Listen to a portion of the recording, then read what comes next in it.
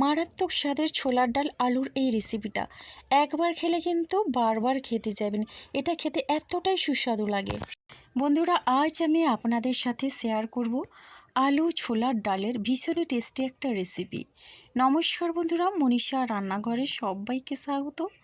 প্রতিদিনের মতো চলে এলাম আবারও একটা রেসিপি নিয়ে। আশা করি আপনাদের ভীষণ ভালো লাগবে।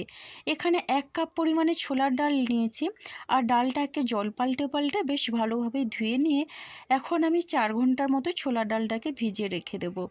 4 ঘন্টা পরে দেখুন বন্ধুরা, ডালটা কিন্তু খুব সুন্দরভাবে ভিজেছে, আর আগের তুলনায় কিন্তু ডালটা অনেক ফুলেও গেছে। তো ছোলার ডালের এই রেসিপিটা কিন্তু সাধারণ কয়েকটা মশলা দিয়ে তৈরি হবে, কিন্তু খেতে লাগে অসাধারণ। এখানে দেখুন ছোলার ডালটা থেকে জল ঝরিয়ে নিয়েছি। এখন আমি প্রেসার কুকারের মধ্যে দিয়ে দিচ্ছি, ডালটাকে সেদ্ধ করে নেব। এখানে 1 কাপ পরিমাণে আমি জল দিলাম। এবার দিয়ে দিচ্ছি সামান্য পরিমাণে লবণ, আর লবণটা দিয়ে আমি সেদ্ধ করে নেব ছোলার ডালটা। এখন একটু মিশিয়ে নিলাম, আর এখানে ছোলার ডালটা আমি 2টো সিটি দিয়ে নেব। আমি কিন্তু ছোলার ডালটা সেদ্ধ হতে বসিয়ে দিয়ে এখানে দেখুন আলু কেটে নেব। 4 পিস এরকম আলু আমি খোসা তুলে জলে ভিজিয়ে রেখেছিলাম। এখন আমি আলুগুলোকে ডুমো ডুমো করে কেটে নেব। ছোলার ডালের অনেক রকমের রেসিপি খেয়েছেন, তবে এটা একবার হলেও ট্রাই করবেন। আশা করি আপনাদের ভীষণ ভালো লাগবে। এখানে ছোলার ডালের পরিমাণ অনুযায়ী আমি কিন্তু 4 পিস আলু নিয়েছি। বন্ধুরা, একই রকমভাবে এখানে 4টে আলু আমি কেটে বেশ ভালোভাবে ধুয়ে পরিষ্কার করে নেব। এদিকে রান্নার জন্য আমি গ্যাসে একটা কড়াই বসিয়ে দিয়েছি। প্রথমে কড়াইটাকে বেশ ভালোভাবে গরম করে নিয়ে এখানে কিছুটা পরিমাণে সর্ষের তেল দিয়ে দিলাম। এবার দেখুন তেলের মধ্যে দিয়ে দিচ্ছি 2টো মিডিয়াম সাইজের পেঁয়াজ। পেঁয়াজটাকে এইভাবে বড় বড় করে কেটে নিয়েছি। এবার 1 ইঞ্চি পরিমাণে আদা একটু স্লাইস করে কেটে নিয়েছি, এবং কয়েক কোয়া নিয়েছি রসুন। আমি কিন্তু আদা রসুন পেঁয়াজ বেশ ভালোভাবে ভেজে নেব, আর এগুলো ভেজে কিন্তু আমি মশলা তৈরি করব। বন্ধুরা, আপনারা চাইলে কিন্তু পেঁয়াজ আদা রসুন একটু কুচি করেও তেলের সঙ্গে ভেজে রান্না করতে পারেন। আমি কিন্তু এগুলো বেটে নেওয়ার জন্য একটু বড় সাইজ করে এইভাবে কেটে ভেজে নিলাম। আর দেখুন, এখানে যদি এই পেঁয়াজ আদা রসুন যদি একটু ভেজে মশলা বানানো হয়, তাহলে কিন্তু ভীষণই ভালো লাগে খেতে রেসিপিটা। তো ওই তেলের মধ্যে এখন আমি কেটে রাখা আলু দিয়ে দিচ্ছি। এবার আলু দিয়ে বেশ ভালোভাবেই নাড়াচাড়া করে নেব। তো তার আগে এখানে অল্প পরিমাণে লবণ দিয়ে দিলাম। লবণটা দিয়ে মিশিয়ে নিচ্ছি এইভাবে করে। তেলের সঙ্গে আলুটাকে প্রথমেই বেশ ভালোভাবে ভেজে নিতে হবে। আর আলু ভেজে রান্না করলে ভীষণই খেতে ভালো লাগে। যদি আপনারা আলু ভেজে না রান্না করেন, আলু সেদ্ধও করে নিতে পারেন ছোলার ডালের সঙ্গে। এখন ঢাকনা দিয়ে এটা রান্না হতে 5 মিনিটের মতো। ততক্ষণে এখানে আমি একটা মশলা করে নিচ্ছি। তো বন্ধুরা, ওই ভেজে রাখা আদা রসুন পেঁয়াজ দিয়ে দিলাম, আর একটা মিডিয়াম সাইজের টমেটো কুচি দিয়ে দিলাম। এরপরে দেখুন মশলাটা কিন্তু আমার এখানে রেডি হয়ে গেছে, আর মশলাটাকে এখন আমি একটা বাটির মধ্যে নিয়ে নিলাম। এবার আমি আলুটা ঢাকনাটা খুলে বেশ ভালোভাবেই নাড়াচাড়া করে ভেজে নেব। তো দেখেই বুঝতে পারছেন বন্ধুরা, এখানে কিন্তু আলুটা অনেকটা সেদ্ধ হয়ে গেছে। এবার একটু ঢাকনাটা খুলে নাড়াচাড়া করে একটু লাল করে ভেজে নিতে হবে। দেখুন আলুটা কিন্তু খুব সুন্দরভাবে এখানে ভাজা হয়ে গেছে, আর এইভাবে লাল করে ভেজে নিয়েছি। এখন আলু আমি তুলে নিচ্ছি।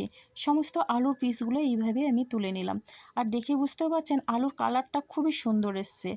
এখন দেখুন প্রেসার কুকারে আমি 2টো সিটি দিয়ে এটা কিন্তু ঠান্ডা হওয়ার জন্য রেখে দিয়েছিলাম। এখন আমি এখানে ছোলার ডালটা দেখে নেব সেদ্ধ হয়েছে নাকি। ছোলার ডাল কিন্তু এখানে খুব সুন্দরভাবে সেদ্ধ হয়ে গেছে, কিন্তু এটা গোটা গোটাই আছে। এই রকম করে কিন্তু ছোলার ডালটা সেদ্ধ করে নিতে হবে। এবার এখানে আমি রান্নার জন্যে কড়াই আবারও দিয়ে দিলাম কিছুটা পরিমাণে সর্ষের তেল। 2 চামচের মতো এখানে প্রথমে সর্ষের তেল দিয়ে দিলাম। এবার আমি ফোড়নে দিয়ে দিচ্ছি একটা শুকনো লঙ্কা, 2টো তেজপাতা, হাফ চামচ পরিমাণে গোটা সাদা জিরে, আর আছে এখানে গোটা এলাচ, আর আছে দারচিনি এবং লবঙ্গ। এখন আমি বেশ ভালোভাবে নাড়াচাড়া করে নিলাম। সুন্দর একটা মিষ্টি গন্ধ বেরিয়েছে।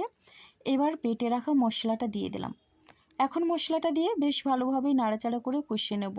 মশলা যত ভালোভাবে কষানো হবে, রেসিপির স্বাদটাও কিন্তু ভীষণই সুন্দর হবে। এখানে আমি কিন্তু পেঁয়াজ রসুন দিয়ে ছোলা ডালটা রান্না করছি। আপনারা যদি নিরামিষভাবে রান্না করতে চান, তাহলে পেঁয়াজ রসুনটা দেবেন না। দেখুন এইভাবে নাড়াচাড়া করে মিনিট 3 মতো মিডিয়াম ফ্লেমে আমি মশলাটাকে কষিয়ে নিচ্ছি। মশলা থেকে কিন্তু তেল ছেড়ে দিয়েছে, আর ভাজা ভাজা হয়ে গেছে। এবার এখানে আমি দিয়ে দিলাম মশলা ধোয়া বাটির জলটা। এবার ওই জলটা দিয়ে বেশ ভালোভাবে মিশিয়ে নিচ্ছি। এখানে কিন্তু ওই জলটা দিয়ে আরও 1 থেকে 1.5 মিনিটের মতো কষিয়ে নেব।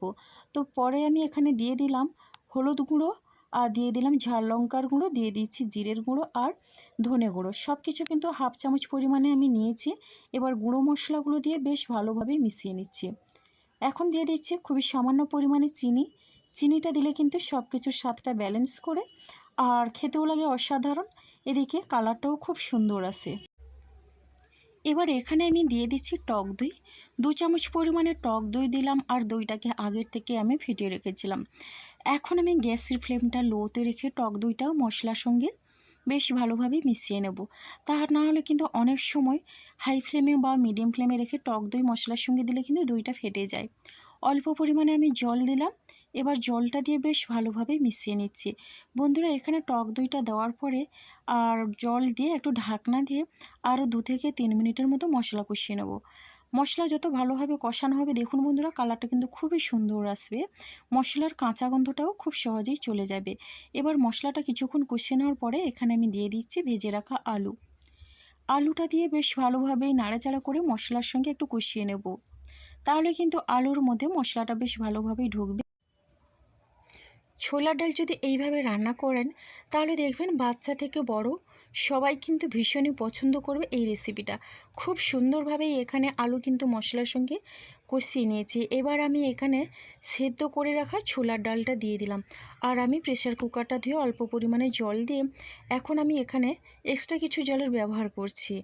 আর এখন দেখুন জলটা দিয়ে বেশ ভালোভাবে মিশিয়ে নেব। ছোলা ডালের এই রেসিপিটা একবার খেলে কিন্তু বারবার খেতে চাইবেন। একেবারে মুখের স্বাদ লেগে থাকার মতো একটা রেসিপি। এখন আমি এখানে মিশিয়ে নেওয়ার পরে দিয়ে দিচ্ছি স্বাদ অনুসারে লবণ। লবণটা একটু দেখে বুঝে দিতে হবে, যেহেতু ছোলার ডাল সিদ্ধ করার সময় আমি লবণটা দিয়েছিলাম। আর এখন আমি লবণটা দিয়ে এখন মিশিয়ে নিলাম। এরপরে এখানে দিয়ে দিচ্ছি চেরা কাঁচা লঙ্কা একটা, আর কাঁচা লঙ্কা দিয়ে ঢাকনা দিয়ে রান্না হতে দেবো এখানে মিনিট 5 মতো। তো 5 মিনিট পরে দেখুন মিডিয়াম ফ্লেমে আমি রান্নাটা করে নিয়েছি, আর কালারটা কত সুন্দর হয়েছে দেখেই বুঝতেও পারছেন। তবে এটা কিন্তু আর একটু ঝোলটা শুকনো করে নেব। আর এটা কিন্তু বেশি ঝোল রাখলে ভালো লাগবে না। এখন আমি চেক করে নিচ্ছি আলুটা সেদ্ধ হয়েছে নাকি।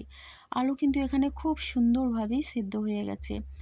এখন আমি এটা আরও 2 থেকে 3 মিনিটের মতো মিডিয়াম ফ্লেমে রান্না করে নেব।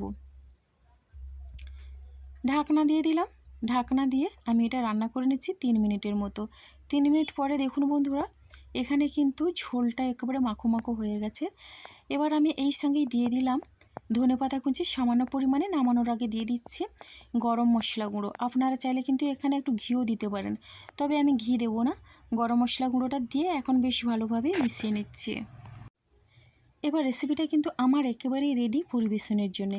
তো কেমন লাগলো রেসিপিটা অবশ্যই কমেন্ট করবেন। আপনাদের একটা মিষ্টি কমেন্ট কিন্তু আমাকে অনেকটা উৎসাহ দেয় নতুন নতুন রেসিপি বানানোর জন্যে। স্ট্যান্ডিং টাইমের জন্য আমি 5 মিনিটের মতো রেখে দিয়েছিলাম। আর ছোলা ডাল আলুর এই রেসিপিটা কতটা লোভনীয় হয়েছে দেখেই বুঝতে পারছেন বন্ধুরা। রেসিপিটা ভালো লাগলে অবশ্যই লাইক, কমেন্ট, শেয়ার এবং সাবস্ক্রাইব করে আমার পাশে থাকবেন। আজকের রেসিপিটা আমার এই পর্যন্ত, আর আগামীকাল আসবো আবারও একটা নতুন রেসিপি নিয়ে।